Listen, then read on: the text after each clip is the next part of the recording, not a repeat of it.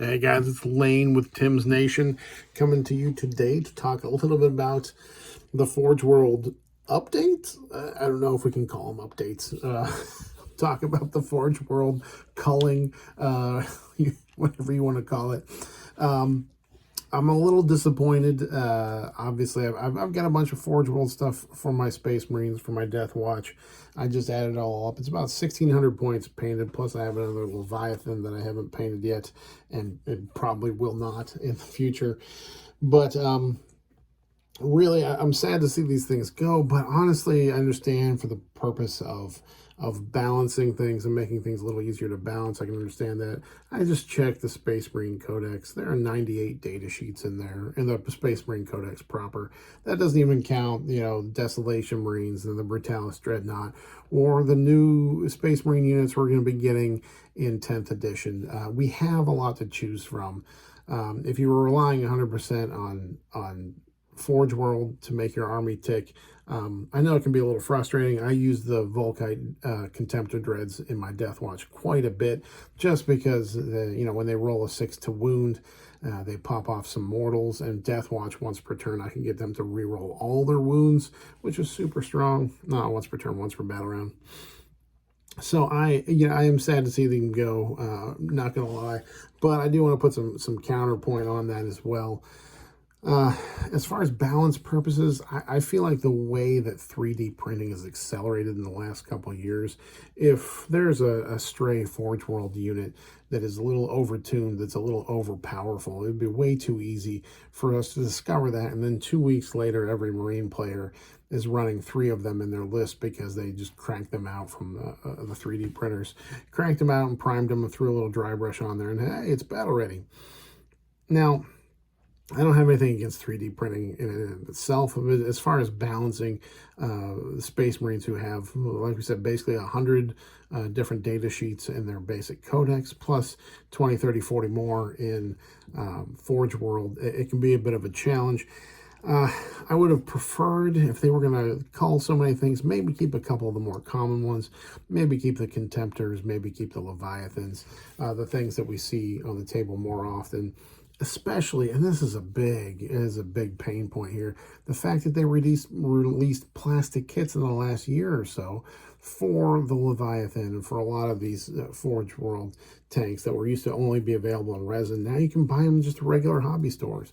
And I feel, and we'll talk about this a little bit later, if you go in and buy something in the store, you should be able to use it for a while. It's like kind of like the cell phone rule. If I go into AT&T, even if I get an iPhone from them that's maybe not the latest, if the iPhone 27 is coming out and they're selling some iPhone 25s, I still expect that iPhone 25 to work for at least 2 years after I bought it. And for a lot of folks that have bought the plastic Forge World, plastic Horus Heresy kits for some of these units and now suddenly can't use them, that's a big disappointment. That's a big feel bad.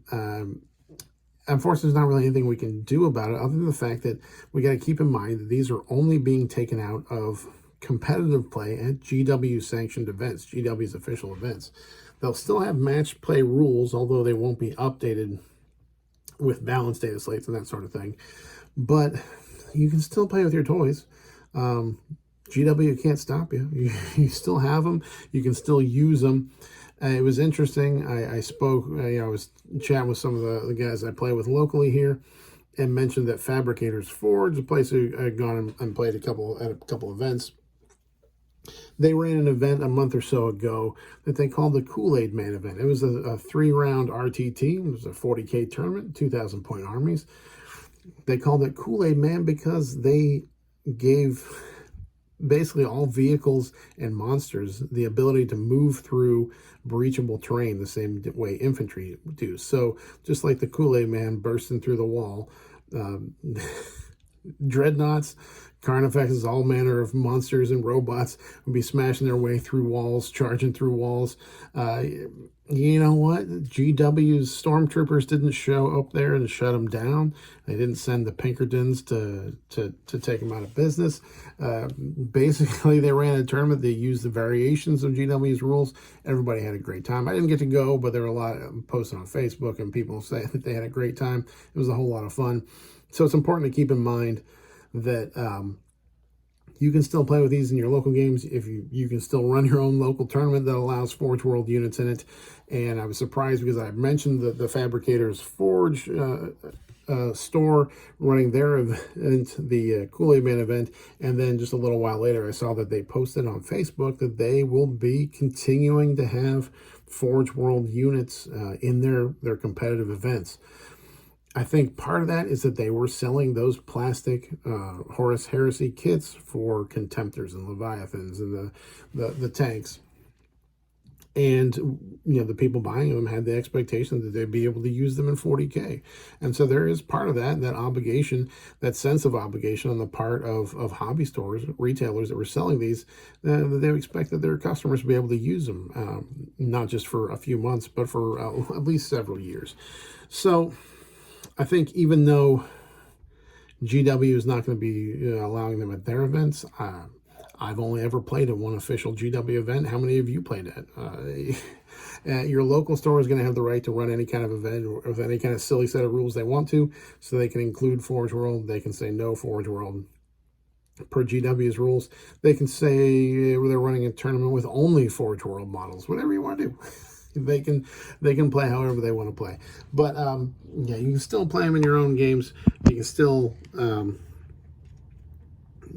if you miss them, if you miss the resin, if those Forge World models scratch an itch that you just can't scratch otherwise, then set up your own event. Have some friends over, play a little 3-round tourney at your home, and use those Forge World kits. So certainly there's disappointment there, but as far as balancing, I understand why they would do it and not have them in competitive play. I understand why they might do that, but it still comes with that little twinge of sadness that a lot of folks are going to miss those.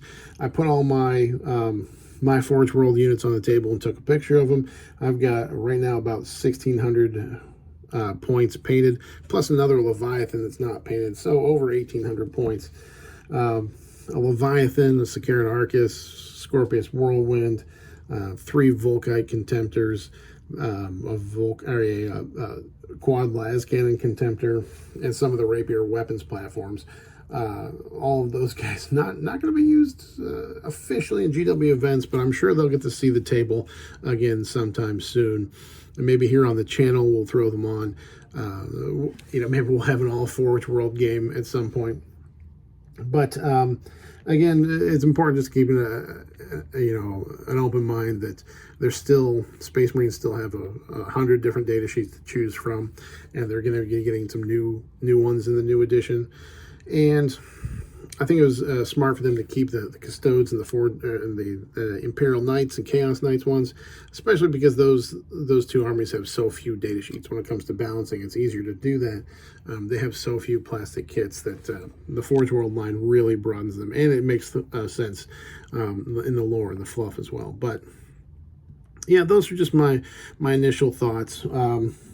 Sad to see him go. I think some people who bought the plastic kits were cheated a bit, but unfortunately, not every single thing we buy for this game will last forever and be able to use forever. And again, you still can use them. No one's going to stop you from using them in your basement, in your garage, at your local store, and you can even run a tournament on your own. Or a local store may decide to keep those, include those as well. So they'll still be out there, but still a little bit of woe, a little bit of sadness.